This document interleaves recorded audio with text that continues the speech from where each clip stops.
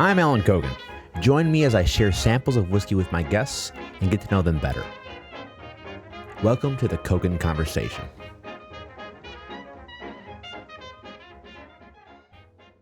Nate Haug, how's it going, buddy? Hey, man, it's good. How are you? I'm good. Thanks for coming on. Absolutely. It's nothing like whiskey sample. Well, before we get started, I always ask for my guests to give me a brief bio. So, who is Nathan Haug? The myth, the man, the legend, Nate Haug. Old as fuck, worn out, knees hurt. met you in Milwaukee. I live in Oshkosh now.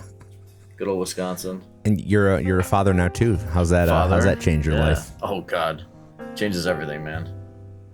It's like you have priorities, and they're no longer priorities. It's your kid. That's right. Yeah. Does it go? Yeah, I mean, you love it though. You enjoy it. Oh, wouldn't trade it for anything. Definitely recommend. Well, speaking of being a father and having everything juggling around in your life, how about we taste some bourbon? Hell yeah, I'm here for it. I really like the smoky stuff too. Well, I didn't send that to you. Well, you and I shared quite a bit of bourbon together over the last years as we've gotten more into tasting bourbon together, and you know that I'm a big whiskey nerd. So, but I'm curious if you know anything about Bottled-in-Bond. I'm sure you've seen that on a bottle or a box before. I've seen it. I can't tell you what exactly it means. I just figured it was something to get me to buy it. Yeah, it is nowadays. It still means something, but back in the day, when bourbons first started becoming a thing, and there's actually laws in place that make bourbon what it is, it was an agreement between the government and distillers that said, hey, we're making something good. This is being bottled in bond with the United States government. It's like USDA approved or prime meat, right? So this is being checked by the government. It's good to go. And back then, the government was much more liked and credible and trustworthy, and we could go to the store, we could buy something, and we would know what we were getting because it had that stamp of approval from the government. And Bottled-in-Bond has a couple of requirements, one of them being it has to be at least 50%. So every Bottled-in-Bond you'll find is at least 100 proof, and it has a bunch of other requirements as well. One of those requirements being that you actually give a key to the rack house where you're storing all these barrels to age. You give a key to Uncle Sam so that they can come in and inspect whenever they want to. Oh man! They also tax at a different rate. It's kind of a thing, but that used to be just to make sure that people weren't like selling turpentine and trying to fuck people over. But now it's translated more into the marketing game where it's almost like a tradition. You have a legendary word and marketing play. But yeah, so that's what that is. That's way more trust in the government than I'd ever go. Well, yeah, nowadays we don't give a shit. But it's crazy because there are quite a bit of whiskey distilleries that used to bottle in like ceramic that you couldn't see through. And that law and a lot of that stuff changed with Tennessee whiskeys and bourbons that hey, we're going to sell our bottle with a clear glass so you can see what we're selling you. It's clear, or it's not as foggy as you'd expect turpentine to be. And the government signed off on it, so everyone bought it. And now it's just the government sucks, so everyone wants them out of the whiskey business. Right. So still to this day, they have to give a key to the storage facilities and stuff? That's crazy. Yeah. It's kind of a formality. It's not as like serious, and they don't do as many checks and audits as they used to, but it's definitely more of I've actually seen there's like Bottled-in-Bond ceremonies where they hand a key to the city type of thing. And they give it to the local county representative or the marshal of the city in the Old West, and it's you have a key to our distillery, and you can't open or taste or whatever any of those barrels unless that representative is aware of that. So I'm sure nowadays you could just do a Zoom call. They don't care, but they have to know. That's the government entity that Allan Kogan needs to get into. Yeah, that'd be a great position. I have control over all of whiskey that's made in the United States. Yeah, that'd be great. All right, well, just general tasting instructions, right?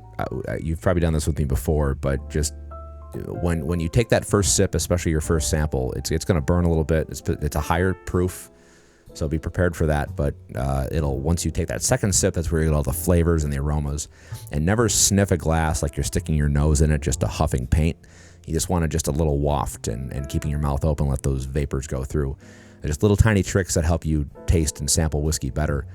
There's a lot of stuff out there of people who like put it in their mouth and they don't swish it, they chew it. They chew on the whiskey to make it kind of go through their mouth, and different parts of their mouth have different flavor receptors.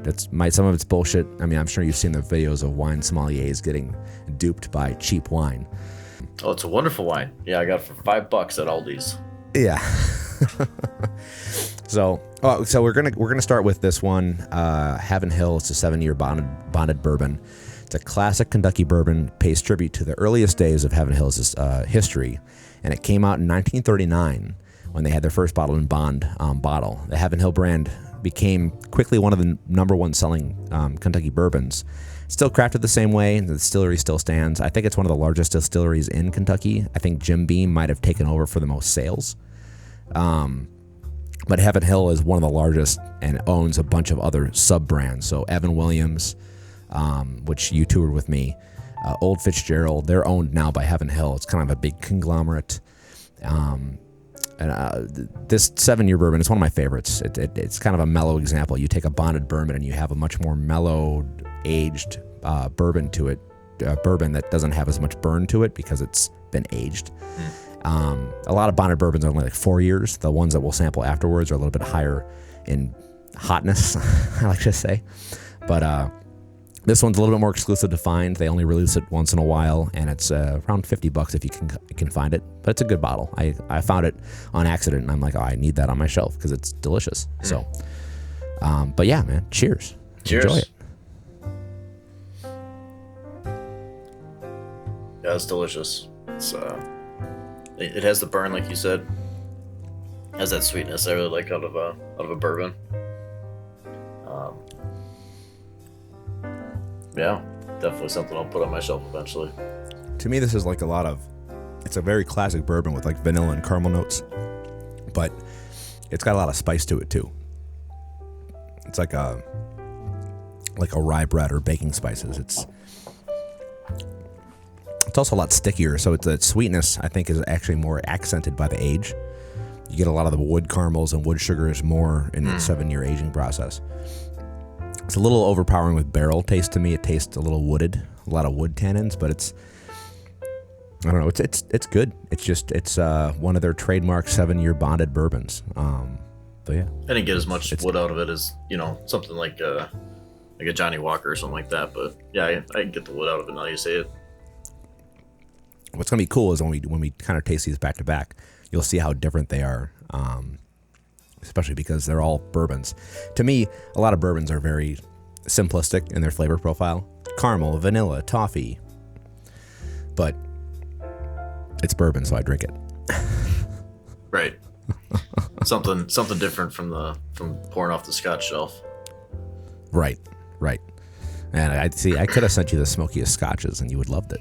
Kind of thought your asshole self would have, but you didn't. You probably didn't want me to say, well, this tastes like shit for everything I tasted, so. Well, there's a new one that came out that Grant and I actually just tried. It's Ardbeg's Bizarrebecue. It's a scotch that's designed to pair with barbecue. I saw that on your Insta. Yeah. You'd still hate it because it has the peat smoke, but they've actually kind of tailored it more towards like a charcoal smoky flavor. So it's a little bit of a, I don't know. I want to try it with like actual steak or ribs. It might be kind of good. I mean, I'm not saying that I'll never have it, and that I will never enjoy it. Like, you got to give me the right circumstances, Oh yeah, I got to lube you up first. Yeah, drinking the heavily peated stuff out of a paper cup's not gonna do it for me though. I usually do a styrofoam cup.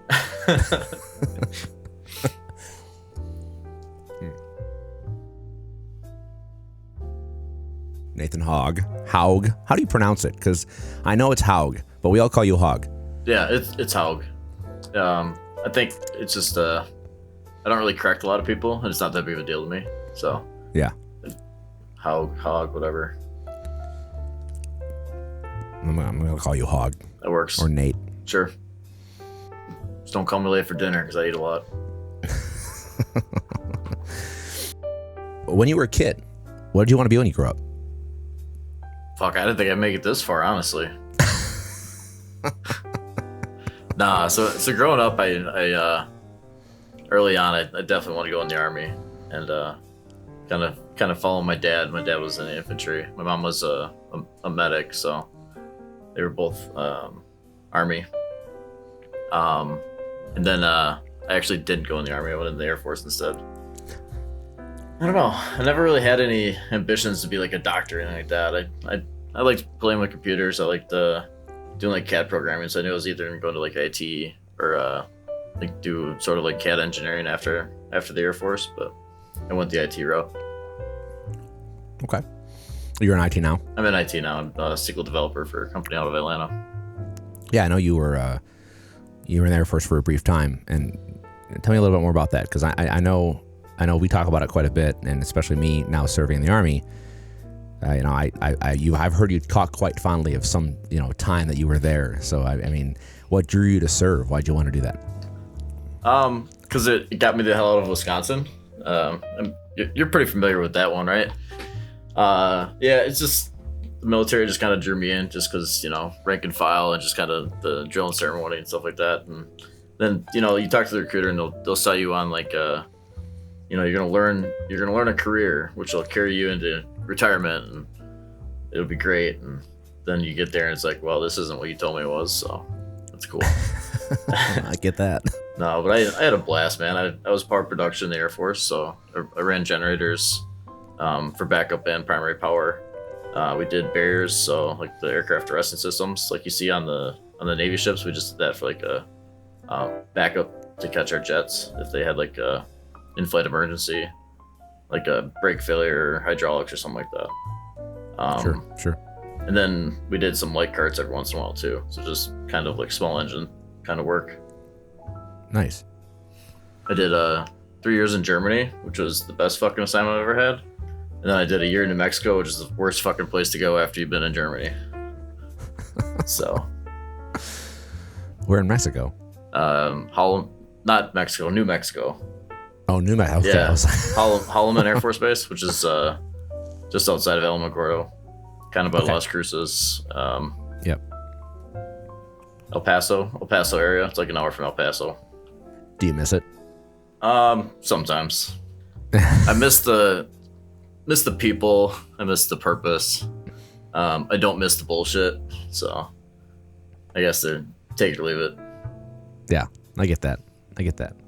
Yeah, I mean, I joined the Army late, so I'm now serving in the beginning of my career. But you're not that late, man. Well, compared to people who I'm serving with, I am. Oh yeah. But no, it's there's stuff that I love about it. There's stuff that I hate about it. It's a job. It is what it is. But I just want to get my beard back. So either they need to change the regulations to Civil War era stuff, or I will have to just leave at some point. Well, you can just claim you're what? Norse? Yeah. Yeah. That's pretty awesome.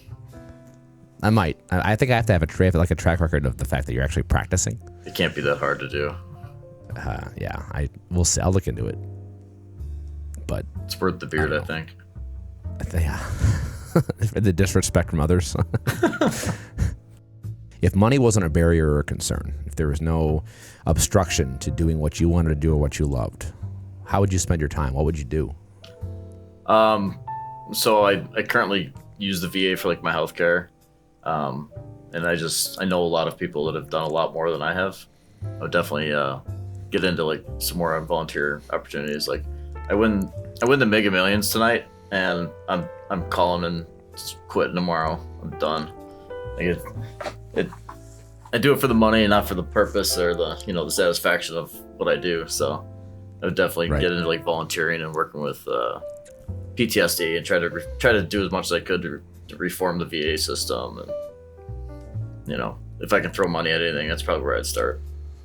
That's one thing I grapple with too. Is I left the nonprofit sector and I want to get back to it at some point, but I'm kind of just playing the money and I want to buy a home soon and do all those things kind of game. So it's like, well, I guess I'll sell my soul to the devil for a little bit and make some good money, and then eventually get back to it or start a nonprofit or do something. I've thought about, I've tried to grant about this and others about maybe blending what we're doing here, and maybe like a podcast is kind of like everyone does it now, so maybe we move it into more like of a trying to reach out to homeless, because I worked with the courthouse quite a bit in Milwaukee, and I loved working a lot of people who were veterans, people who were homeless, people who had a lot of addiction issues, and it's like, man, I think I was making $30,000 a year in Milwaukee with barely any benefits, and that was barely paying the bills.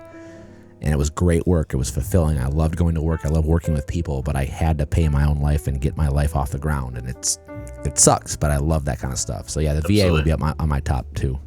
I think a sad realization there though is like, some people don't want to be helped, man. That's true.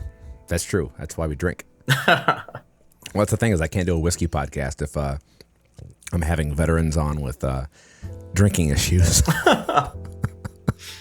Yeah. Yeah. No, if money wasn't a concern to me, I'd just be drinking more bourbon. I could buy more bottles and not worry about it.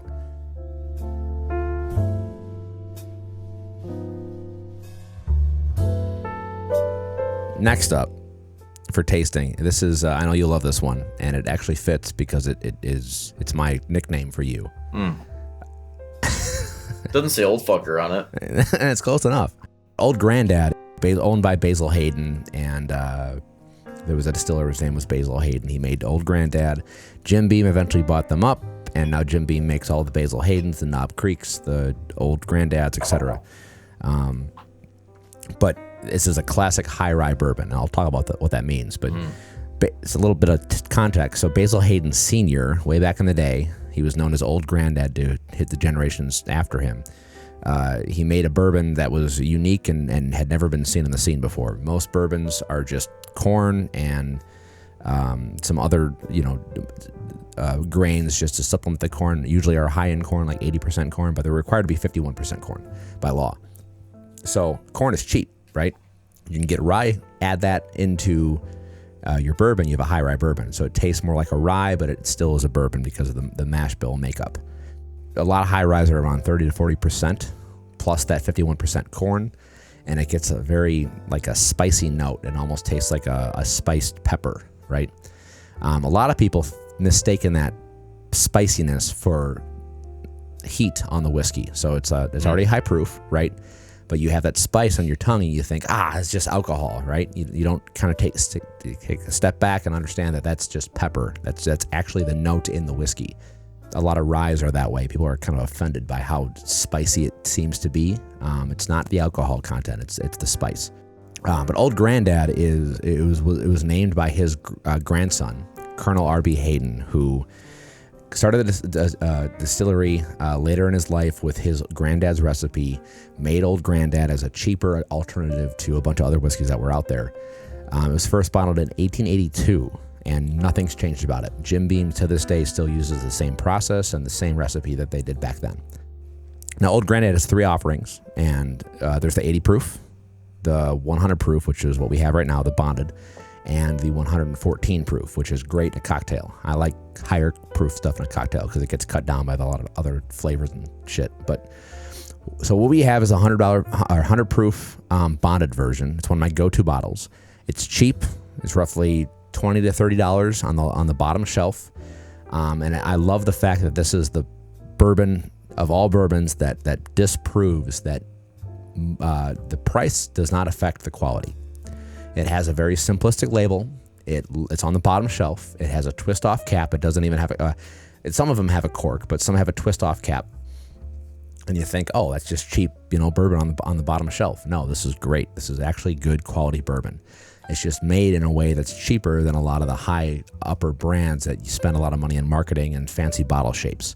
So I know I've had this with you, but this is, I had to include this with the Bottled-in-Bond section, and it's a great sipper or just great in cocktails. I will always have this on my shelf, especially for the price. So if you're new to bourbon and you want to try something that's just strictly bourbon, classic bourbon with a little rye spice in it, this is a good starting point.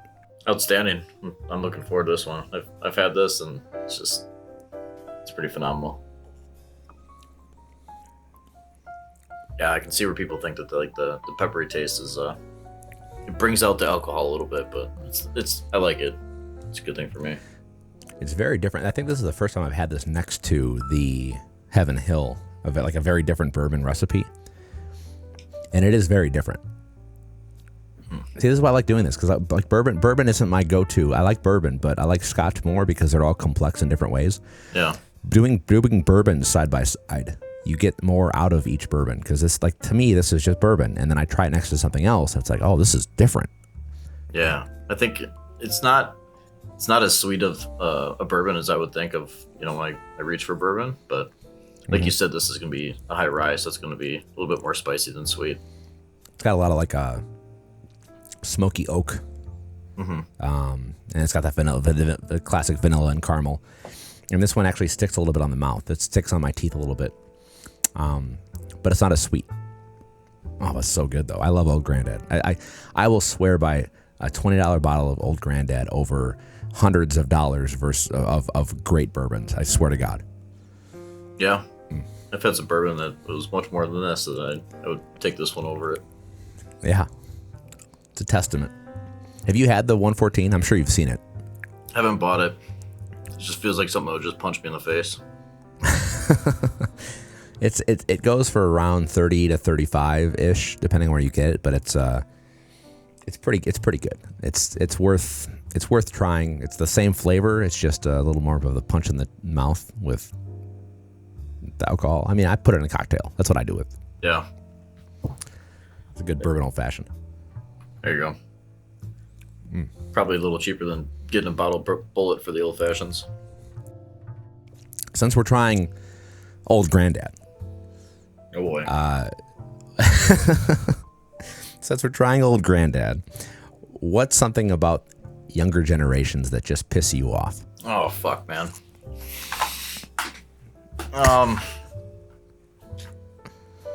I'm subject to it as well. I think the addiction to cell phones is getting bad.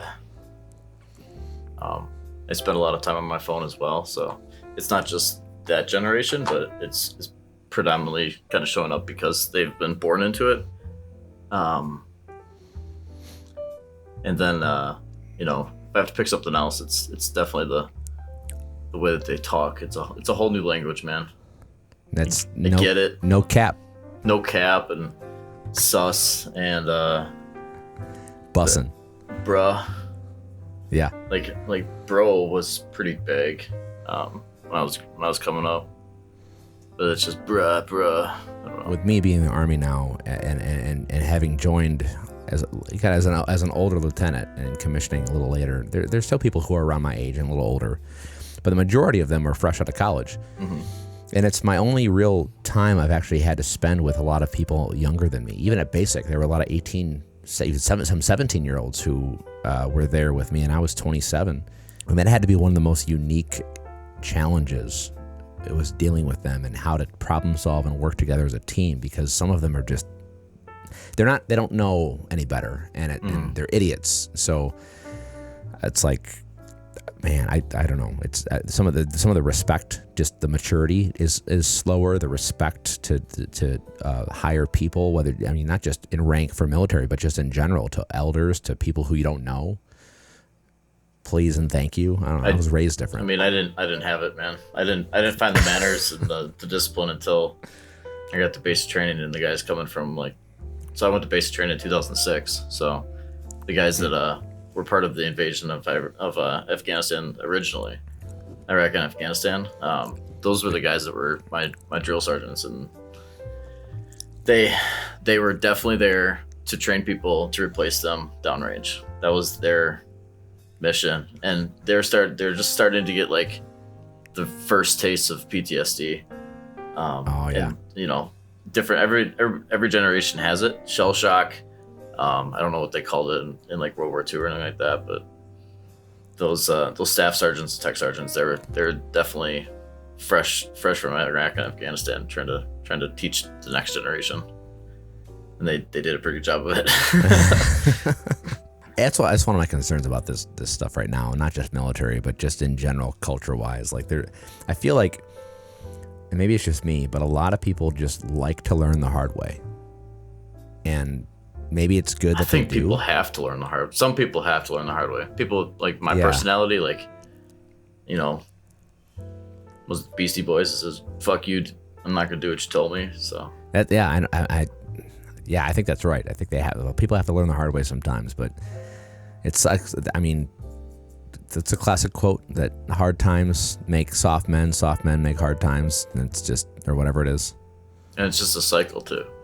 Yeah, and I think we're in an interesting place with that. I hope obviously nothing happens, but that's why we drink, to cope with younger generations being stupid and older generations making my housing expensive. Yeah, so we're complaining about the younger generation, and I'm blaming the boomers for a lot of this shit. So where do you fall in the millennial, or are you just above? Yeah. Okay. I was born They change it every year. So Okay. I identify more as a millennial anyway. So in the age of being able to identify as whatever the fuck you want, I guess I'm a millennial. I want to identify as rich.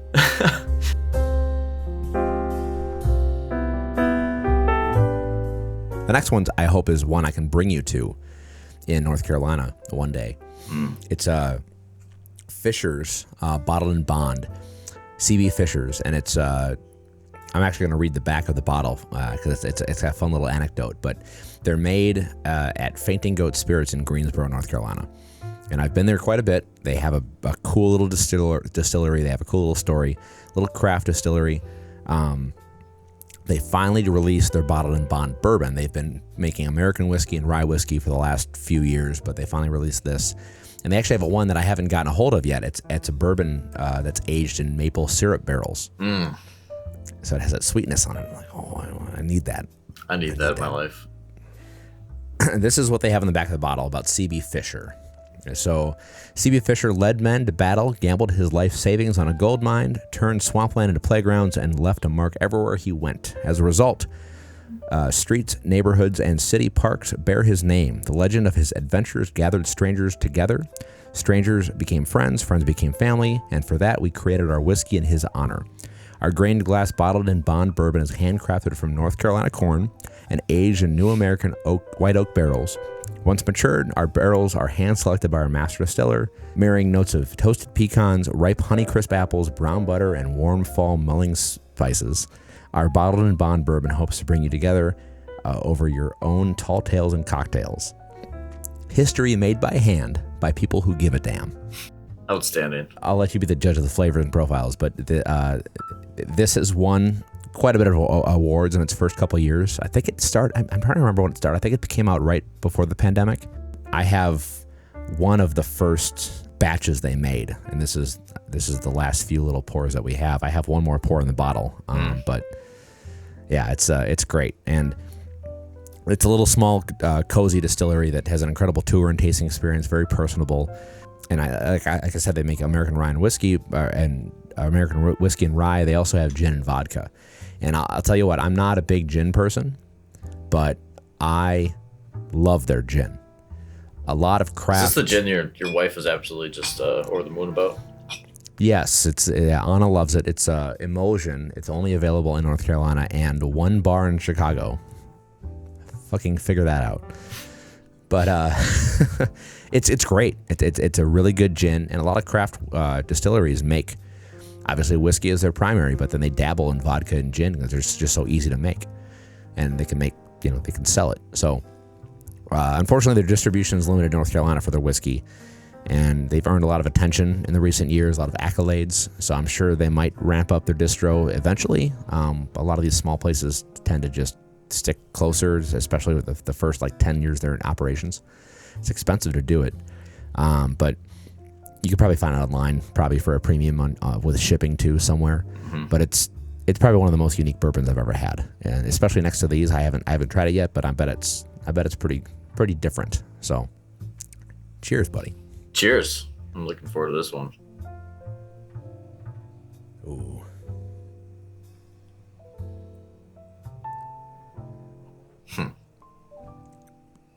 That's uniquely delicious. Yeah.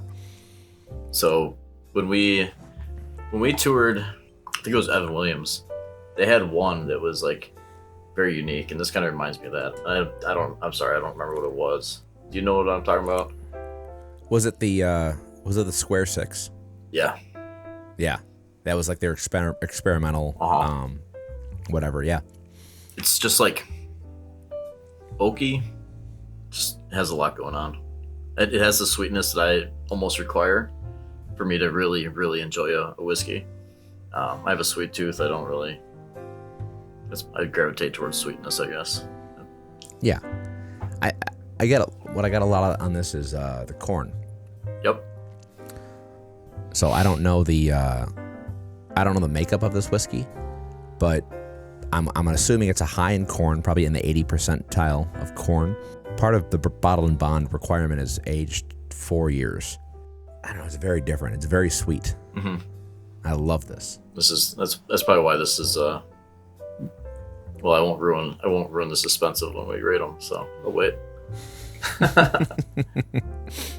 See, coming off that old Grandad with all that rye spice, it's very, it's so opposite. Yeah. Well, so all the more reason for you to come down to North Carolina. Oh, for sure. It'd be a fun trip. I get a lot of like green apple on the nose too. Oh, that's interesting. I guess I can see that. Yeah. I wouldn't be able to pinpoint it, but you Yeah. definitely must have a more sophisticated nose than I do. It's all about reference points, right? I've had a lot of whiskey now. It's like I know kind of what to look for. Mm-hmm. But yeah, it's like the sweetness is much more like brown sugary and mapley than it is just basic vanilla or. Yep. But I love this one. So.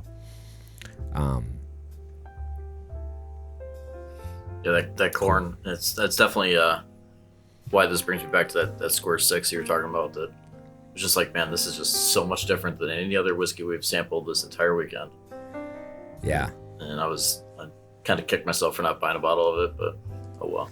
It was kind of pricey. Yeah. No, and I wish I had that next to me so we could compare it. That'd be great. Next time. That was a fun tour though, man. If you're ever in that was good. Where were we? Louisville. If you're ever in Louisville, Evan Williams experience. Yeah, that's probably one of the best tours I've ever been on. You walk through the experience, you see all the things. It's like a history tour. This podcast is sponsored by Evan Williams. No, I wish one day we get a box of bourbon back here.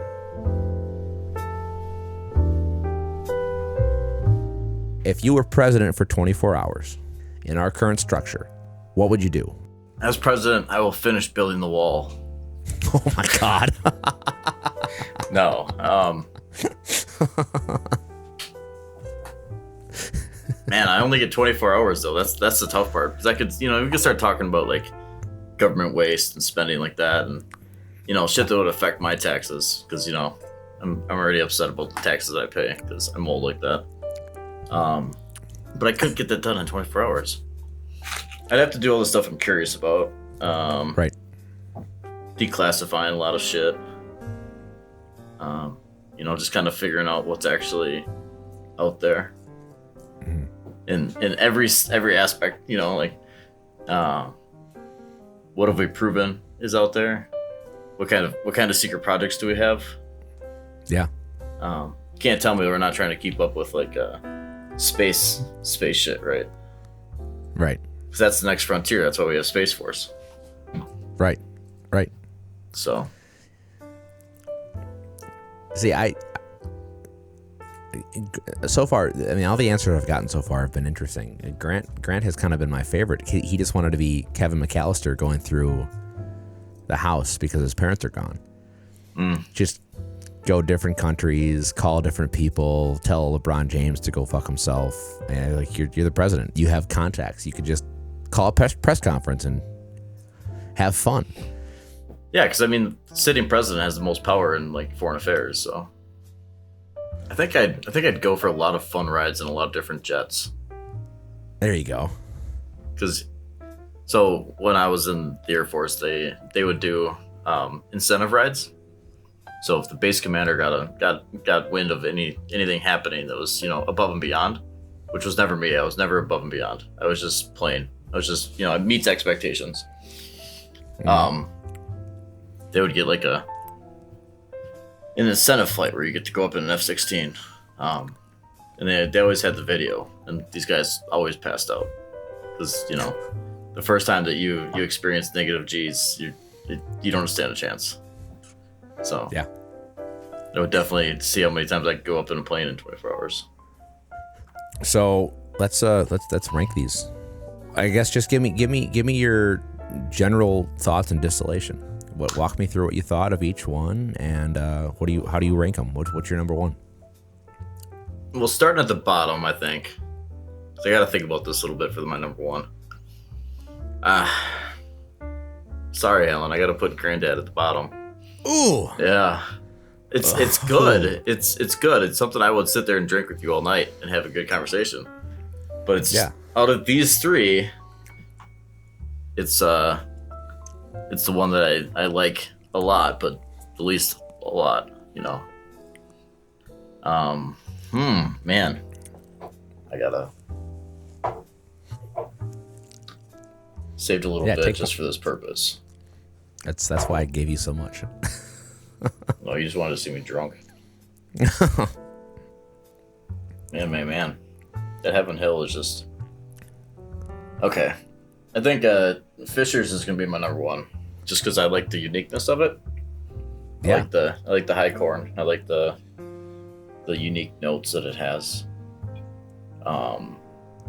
And Heaven Hill's right behind it, just because like the sweetness, and it's also very delicious. Where are you at? I think I have Fisher's number one as well. This is much more of a bourbon to me. What I think of bourbon, when I look at my shelf and I'm like, I want to have a bourbon, this is what I grab. Mm-hmm. But it's frustrating because I don't have much of it, so I have to limit myself to experiences like this, or when I have a friend over, when I share a bourbon. So it's number one for flavor and taste and what I look for. But Old Granddad is my number two for this lineup. However, Old Granddad is my number one for just overall accessibility. Yeah, I can give you that one. Like, I can find that anywhere. Right. Yeah, you're gonna find it at every liquor store. Yep. I mean, at the price point, I'm comparing it to it's not even Jameson, man. What No. Some cheap Jim Beam, maybe. So, for reference too, I know we talked about it a little bit, but so this bonded is about 20 between 20 and 30, depending on the day and where you're going. Mm-hmm. But they're 80 proof. They're lesser proof. I've found it for $11. Yeah. And it's phenomenal. So I don't know. It's my number two for this lineup because Fisher's just is so unique and very good, and they deserve all the accolades they're getting. But Heaven Hills is sadly number three, and it's not because it's bad. It's just it's different and not in the way that I like bourbon. That's fair. So you and I definitely have different palates for whiskey. Yeah, and I accept you for it. Even, just because you're not right doesn't mean that you're wrong. So, hey, a good whiskey is a whiskey you enjoy. Exactly. Now, if you pulled out some Coke and started mixing right here, that'd be a little offensive. But No, I got some Canadian Kirkland whiskey that I put in my Coke Zero every once in a while. But there you go. One of the things that I do want to get into more with this, and that's why we have endless options. You see my shelf, you see what I have available, but I want to start getting into adding water and mixing more of that, because the water really brings out the notes in these whiskeys. It's just kind of hard to facilitate, and I'm learning how to do that. But yeah, that was really eye-opening. Like when we were in the tastings when we were in Louisville.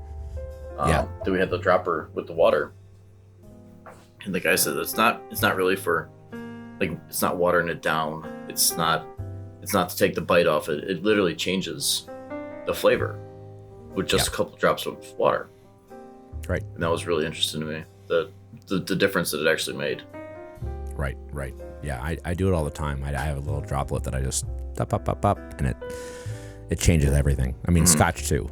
Especially a higher strength, it opens it up quite a bit. So when you start talking about Scotch, you have like cask strength, right? So cask strength is in both. Every whiskey has cask strength. Okay. Cask strength just means it's coming out of the barrel as is. Mm-hmm. A lot of places will water down or bring it down to a proof that's palatable for the general market, which is your 80 proof, 40% ish. A lot of whiskeys are required to go in at no less than 80 proof. But your cask strengths are getting close to 120 proof, 130 proof. I mean, I have a rye here that is 147 proof. Oof. And I can't wait to try it. That'll kick. Yeah. I tried one at your wedding. It was it definitely had a punch to it. I forget. I'm sure it was expensive. I don't know. Y'all drink some really expensive Scotch that weekend. Yeah, we did. But and I didn't like any of it because it was all super peated. Yeah. Well, you like that one that was that sherried, that was aged 12 years in sherry? Oh, like yes. Syrup? Mm-hmm. Yep. I like Glenmorangie is still one of my favorite things that I've ever put in my mouth. Yep. Besides, never mind.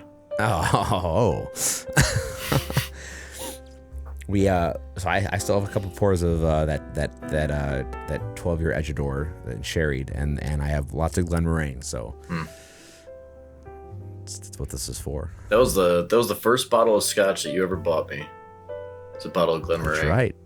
Then necked the door. It's because I kicked our friend's ass at a 5K. That friend will never win a 5K, and I don't even know if the current competition is going on anymore. Is it? I mean, he set the time. I gotta run one. I'm just gonna wait till the last day like he did last time. You'll beat him. It's fine. I mean, it's like 45 minutes. How can I not? You can walk that. Speed walk. It's for bourbon.